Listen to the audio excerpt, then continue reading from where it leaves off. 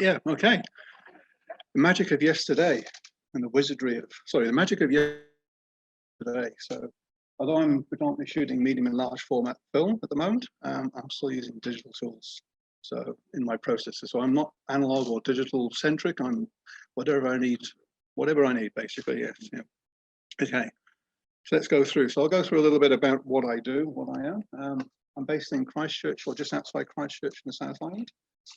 Predominantly landscape photography, probably the last 20 years. Started with a film camera, went to digital, and now sort of back to film, but using digital tools in my printmaking processes. I've always enjoyed printing, from the early inkjet printers to transfer printing. So printing on acetate to then transfer onto paper or wood or ceramics or other materials. So I've always enjoyed that printing side of the process, and which is what led me down to these historical and alternative processes. Sorry, before we go there. So what are historical and alternative processes? Number of definitions. This as well, so people can hear. Okay, thank you. There's a number of different definitions. Okay, you hear me now? Right, okay. Right. So alternative processes refer to maybe any non-traditional or non-commercial process. Another definition could be a pre-digital process, or I like to think of them as any light-sensitive material that you need to use your hands with to make a print. So that's what I would call an alternative historical print process. And I'm happy to use both in all what I'm doing. So why do I work in these processes? Because they're not particularly easy. They are labor and time intensive, but I very much like the crafting of a print over several days and sometimes weeks. They don't always work. Sometimes mistakes, and they can lead me in other directions too.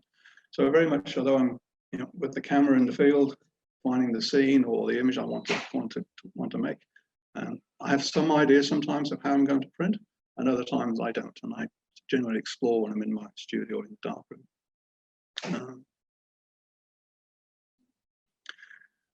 One of the other reasons for these processes is the permanence, particularly of maybe the carbon and the platinum palladium. These printing processes are permanent. They will last for many, many hundreds of years if the paper is looked after, properly framed. That was part of the attraction to me as well. It's having some of the prints I've been making would last for many generations. Okay. So I guess the revolution, or the revolution in the last 10, 15 years of why these processes are now becoming more popular is through the use of digital negatives. Dan Burkholder, about 10, 15 years ago, came up with the process of using a digital inkjet printer to make a digital negative. Because all these processes are contact print processes. So the size of the final image is the size of your negative. So in the old days, you'd go through enlarging your negatives in the darkroom, making into negatives. So today we can actually use the digital Photoshops, enlarge our negatives to then make a contact print. So all of these processes that I'm using, I use digital negatives, even if I'm starting with a film negative. Using transparency materials, similar to the OHP material of a few years ago with our overhead projectors. They have a sizing or a material on the acetate that allows you to accept the inkjet or the ink from the inkjet printer. So inkjet printers, and today's inkjet printers are capable of the resolution that you need to create not quite a continuous tone negative, but they get pretty close. So even on some very large prints, and your contact printing as well. So they're very, very good. Go through a process of basically calibrating your negatives. So what you see on your computer screen, you want to try and end up in the print, particularly the tonal range and the tonal scale. So a lot of people talk about these digital negatives and how you linearize your negatives. A number of different techniques, but most of them will employ some sort of curve calibration in Photoshop. So the bottom little step wedge, you print off, put through your particular process, be it Cyanotype or platinum palladium, and then using Photoshop tools, you'll scan it and then measure those steps. And then using the curves dialog in Photoshop, you can apply a correction. because what you'll print straight away, you'll never match what's on your screen. The tonal response of the print is very much different from the screen. You go through a series of developing your curves, as they call it in Photoshop. So what you're seeing on your screen, you can actually match into your print. And each process ends up with a different curve because they have slightly different tonal scales and the chemistry is different in terms of their response. So I probably spent far too long trying to perfect my curves. I spent months and months because you'll never perfect your curves. There's too many manual or other variables in your process. So you get pretty close and then make a print. And quite often the print actually looks fantastic, and you can go from there and continue to fine tune your negatives as you go. So for each process, you'd end up with a different set of curves that you'd apply to your image once you're into Photoshop. Papers. So the other advantage of these processes, you can use all sorts of different papers.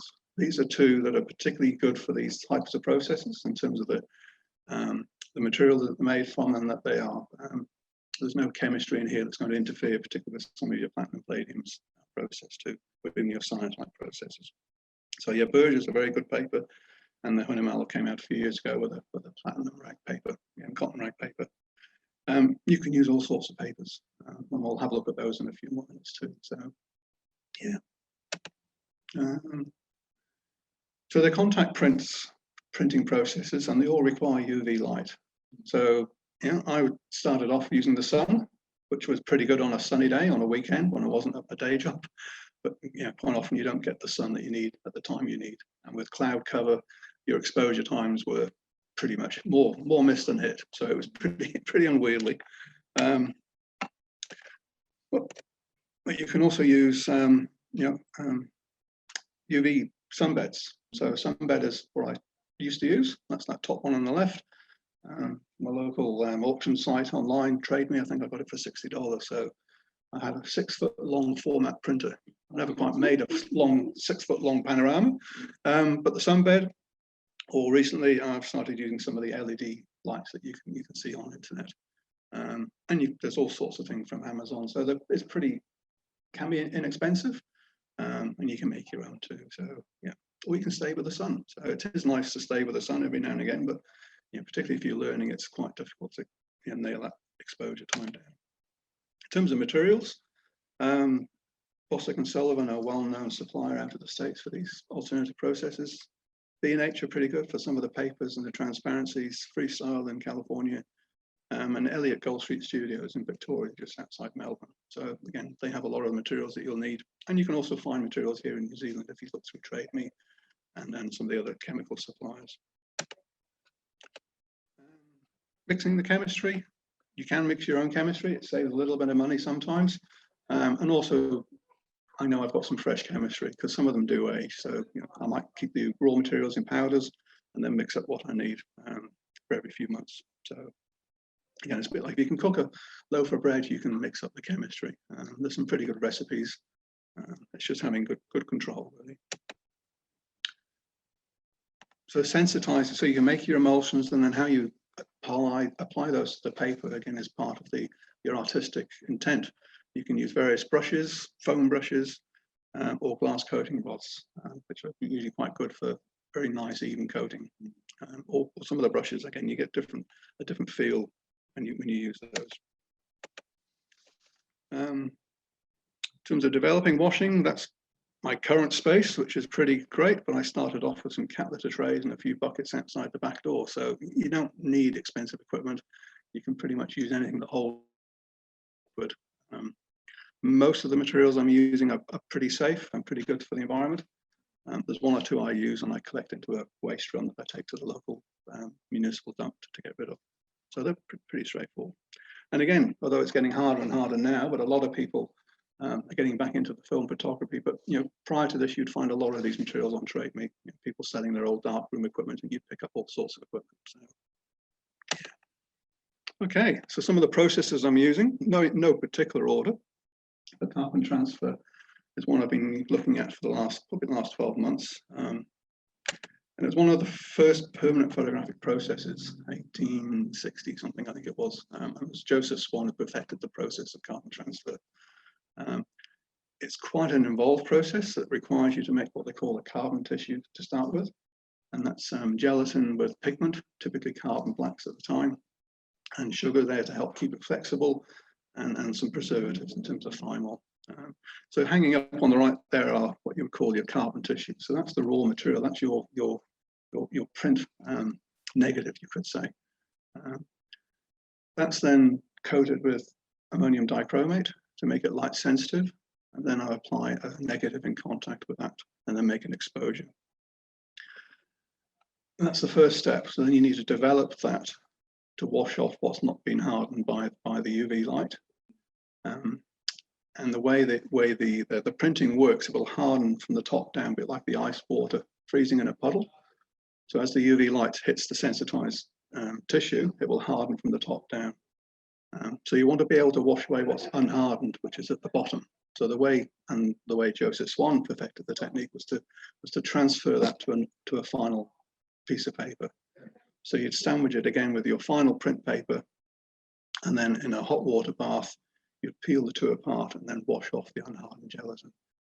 And it's quite mesmerizing. You have a tray full of water with this black mass in the bottom that after a few minutes starts to melt and waft, and you start to see this image appearing at the bottom of your tray. It's quite transfixing. The tonal scale is pretty long, and the level of detail is quite incredible. In terms of what the resolution, what it can pick up. This was a recent print from last year of Lake Monowai, and I think just really worked with the atmosphere of the picture as well. Round the edge is a little bit of frilling. Technically, it's probably not totally correct, but I actually quite enjoyed it to a degree. Sometimes the frilling, and that's the gelatin sort of lifting in the water while it's being developed. If you're not careful, it can literally flag away like a flag, and the whole image can wash off. So it's finding that sweet spot where just enough to help just ripple the edge a little bit, but without the whole image disappearing. And with the carbon process, your final paper has quite an effect on the image. So this is a matte fixed out silver gelatin paper. So the highlights are quite matte, and the shadows are have got a bit of a sheen to them too. So you get a relief, almost like a 3D relief in the print too, where the shadows are quite thick, and the highlights are very thin. So as the light catches it, you get quite a relief over the surface of the print. This is another carbon transfer print. And this time I've used Ilford's R300 paper, I think it is, which is a textured silver gelatin paper. And I'm using those papers because they've got a nice even coating of gelatin on. So I fix out the silver, and I'm using the gelatin coated paper. It's one less variable I need to worry about at the moment. But this paper, you don't get the same relief, but the blacks and the shadows are really quite juicy, quite gorgeous. You don't see on the digital screen, of course, but yeah, quite a different feel to the image too, using different types of paper. Cyanotype is another process. Again, Sir John Herschel, I think it's 1842, and it's very much, I guess, what's been called the blueprint, some of the photocopier days. So relatively inexpensive, pretty straightforward to use. Has quite a short scale in terms of tonal response. So again, why it was used particularly for engineering drawings. And of course, Anna Atkins, the first publication of a book with photographic images. She used a cyanotype process for the ferns and botanicals. Those are my photogenic drawings, as you call them. So you can have some great fun. It's relatively inexpensive. You can use different sorts of papers. And these are various flowers that are collected from the garden, and try to make some images. Or again, you can use your digital negative and try and get a good distribution of tones within the cyanotype. So again, this is a couple of years ago. Again, from medium format through the computer, Photoshop to enlarge, and then make a digital negative. So you can get some good tonal type, depending on how you process it too. And then the blues are quite intoxicating. I find that they're gorgeous. Yeah. There's another image too. So again, depending on how you apply the sensitizer, with a brush, You can be quite controlled, as I've tried to be in this image here, or you can be quite liberal. I think you'll see different people have different tastes and how they try and do that too. So yeah, I find the cyanotype process.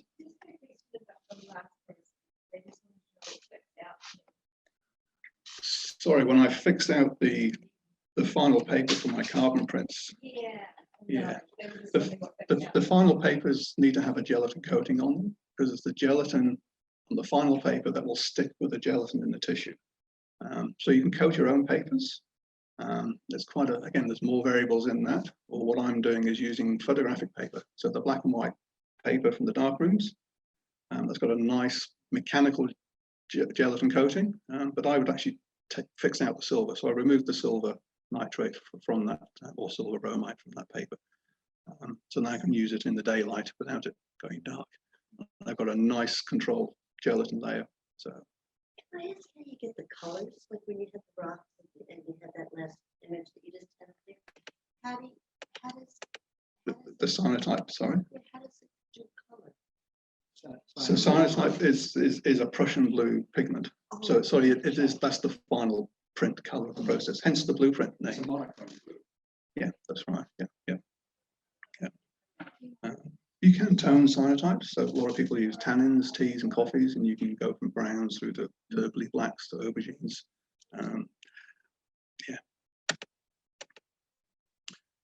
Gum bichromate, Mongo Pontin, again, 1830s, 40s.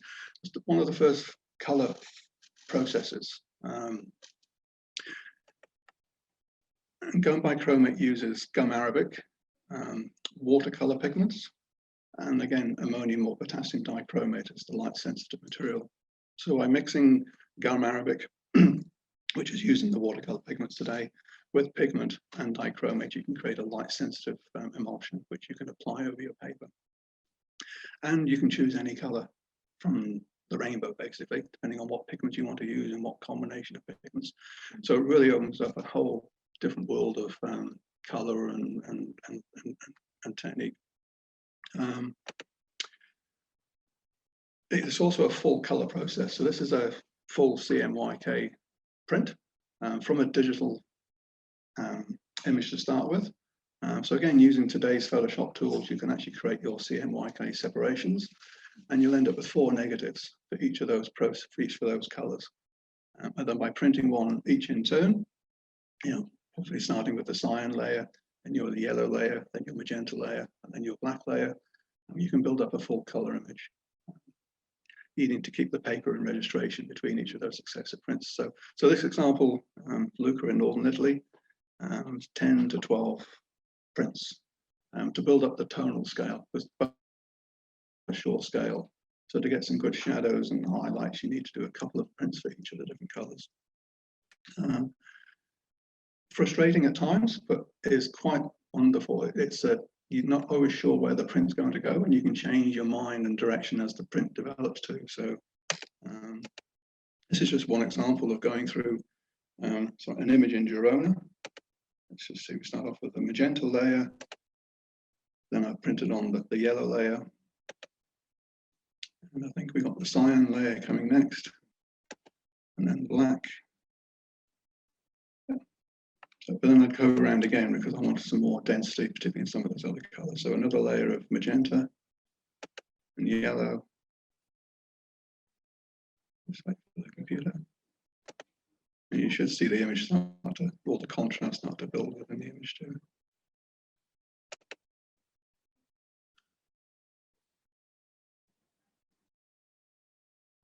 Yeah. And the other trick is learning when to stop. Well, it's not quite, I need a bit more magenta here. If you're not careful, you then go the wrong way, and then you have to apply the yellow again. So that could be the final image. So you can, from a color image, color file, produce a full color print. And likewise, even from a black and white film, you can take, using RGB filters in your camera, you can again develop 3 different negatives and use RGB instead of CMYK. So the last several years I'm shooting black and white film, so I don't have the color files to start with, but I'm still using gum bichromate.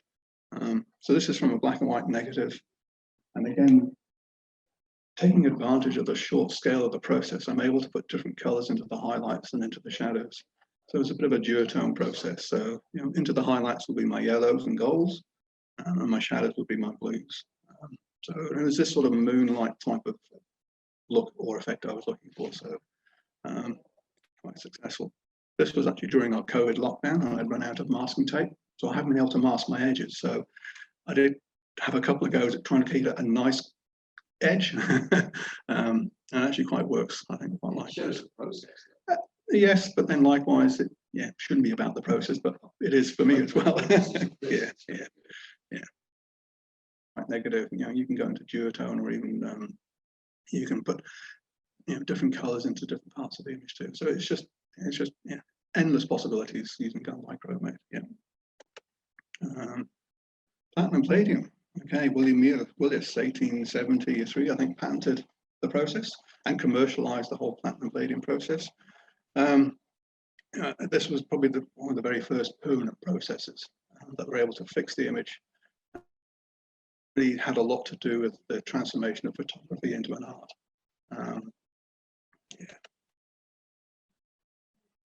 That's good. Depending on how you mix your emulsions and how you process your prints, you can end up with quite warm prints. This is an example of a palladium print. The warmth of the metals really work with this type of image, with a nice clean edge.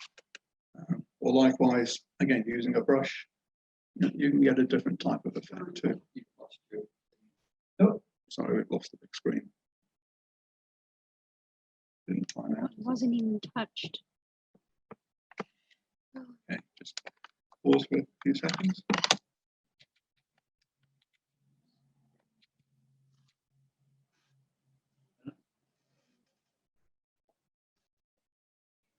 Here we go. All right. Okay. So this is probably more likely more platinum. The more platinum in the image, the more neutral the tone, and also the more humid the paper is when it's exposed. So particularly the ratio of platinum palladium and the humidity, again, can impart a different feel and a different look. And again, using a brush as well. So this from Kaikora.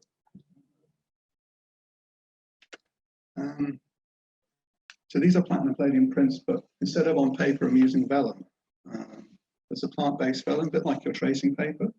And when the platinum print is dried, on the back of these prints, I'm using either silver leaf or gold leaf. And when you varnish the vellum, it becomes transparent, and that will let any silver or gold leaf come through the highlights. So you can really work with the different feel of the whole image too. And the surface texture is quite unique too, in terms of the ripples and the curves. It's an object. That's what I really like about these printing processes. It's actually a physical thing that you've created. And this is just down the road from where I live, Governor's Bay, Christchurch. So,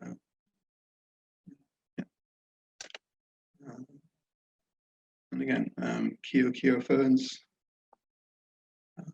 Again, using the light of the younger leaves from the plant, allowing the silver leaf to shine through the highlights. So again, the paper and the texture of the paper, working with the fern image too as well. And gold leaf, so you can use gold leaf as well. So 24 karat gold leaf. So possibilities are endless in terms of different papers, different ways you want to use your process. Gum over platinum. So using platinum prints, the platinum print, and then when the platinum print is dried, using gum bichromate to put color or to put an emotion into the image too. And I very much enjoy the gum over platinum process. So that was very much royalist. And Edward Steichen is one of my heroes, and he was very good at this. Absolutely. So this, spot on. That's where Again, another gum over platinum. This is from a view from Spain. Can't really tell from the image here, but the shadows, the gum arabic is just in the shadows and the darks, and it creates quite a texture to the shadow. So again, using the short scale of the process and the gum process, you can just target those shadows and those dark areas. You get quite a luminescent, quite a, again, a cheek-sucking juiciness to those shadows too. So yeah, probably a very well-known scene for those Kiwis in the room, Lake Wanaca's tree, but it's my cyanotype, which bleached, and then using a gum bichromate with the yellows on top to create my take on the Wanaca tree for New Zealand. Yeah, that's just, I guess, examples of how I'm using some of these processes. You don't need to stop there. There are many, many dozens of processes and combinations of processes. So, you know, if you're in a bit of a rush with your image making or print making, and I really encourage you to dive down the rabbit hole and just discover what you can find. Because it's, yeah, the only thing I need now is more time.